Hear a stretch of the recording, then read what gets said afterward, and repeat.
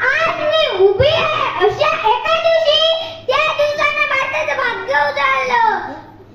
उजळलं म्हणजे 15 ऑगस्ट स्वातंत्र्य दिन. स्वातंत्र्य हा शब्द ऐकला की मनात थरारतो. जसा शूरवीरांचा इतिहास आपल्या हृदयात धडकतो.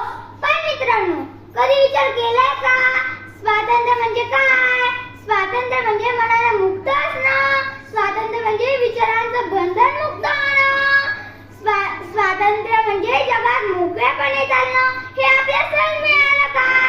नाही. हा दिवस उथळ आनंदाचा नाही. कोण विसरू शकेल फाशी दिलेले भगतसिंग, राजगुरू, सुखदेव? कोण विसरू शकेल गांधीजींची अहिंसात्मक चळवळ? कोण विसरू शकेल टिळक, सावरकर, नेताजींचा लढा? कोण विसरू शकेल ज्या स्त्रिया ज्या धगधगत्या त्या मशाली सारख्या?